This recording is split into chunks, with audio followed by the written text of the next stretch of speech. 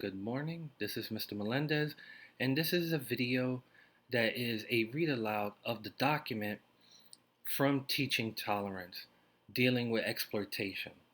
This particular document is called Tomatoes. So let's go ahead and begin to read aloud. Directions: read and analyze the document. When you are done with your analysis, scroll down to the third page and answer the questions based on this document.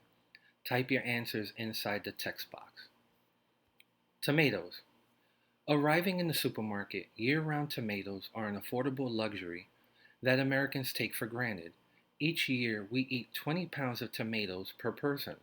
In Florida, the country's largest producer of tomatoes, each tomato is handled by farm workers like Delfina, Maria, Teresa, and Josefina. Each one takes 3 months of sweaty, exhausting work in fields covered with poisons. From planting to harvest, day after sunny day, these women work under the dark shadows of exploitation and fear. More than 33,000 farm workers, almost all of them undocumented Latinos, produce Florida's annual crops of 1 billion pounds of tomatoes, a crop whose wholesale value exceeds $619 million.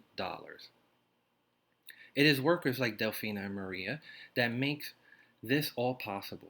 But for every dollar we spend on a supermarket tomato, the field worker who picks it just gets just 1 cent. That's 1 penny. Tomatoes are grown on 31,000 acres in South Florida as seeds in greenhouse. Workers on foot and on tractor plows narrow rows that are covered with chemicals that kill everything in the soil. The rows are covered with plastic sheets and holes are punched 18 to 30 inches apart. Workers then walk the rows, planting 4,000 seeds per acre. 4-foot wooden poles are driven between the plants. A month later, workers trim and tie each plant to twine that is stretched between the wooden poles. As the plant grows, the twine is adjusted to keep the plant upright and the new tomatoes off the ground. After 3 months, the tomato plants and soil are sprayed or dusted with as many as 72 different chemicals. Applied by tractor and handheld sprayers, the chemicals keep the tomatoes free of bugs, disease, and spots. Although the workers are required to wear protective clothing, washing water and bilingual safety instructions so workers can read it, but the rules are often ignored and workers are often exposed while in the fields. They work despite headaches, rashes, and vomiting, afraid of losing their low-paying job. Workers fill plastic buckets with 32 pounds of tomatoes and run with it to a truck. They are doing this all day. For each 32-pound bucket, the worker gets 45 to 50 cents. This amount has not changed in the last 30 years. A worker usually fills 100 to 150 buckets a day, earning a piece rate wage of $45 to $75 per day. For all their hard work, tomato workers live in poverty.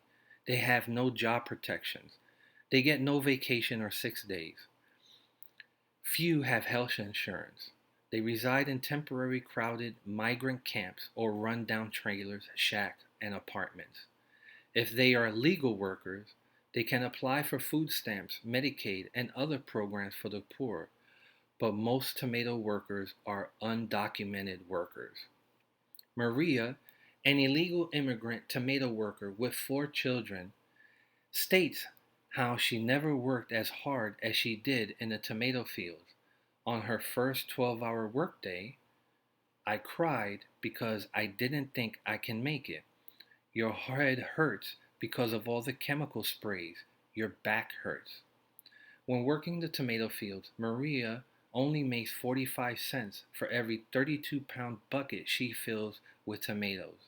Maria runs back and forth, filling her bucket and dumping the load onto a nearby truck. You have to run to do 150 buckets to make your money for the day. That is, when the bosses actually pay. Not only does Maria have to battle the high heat and the high physical work, but she also has to deal with the sexual harassment on the field. Maria mentions one boss won't let you go to the bathroom, and if you do, he yells at you. After putting in 2 weeks of work, Maria and the other workers were told there was no money to pay them. Somewhere in America, someone probably paid the full price for the tomatoes Maria picked, but she received nothing, and there was nothing she could do. This winter, Maria and the other workers will be back in the fields growing tomatoes for America.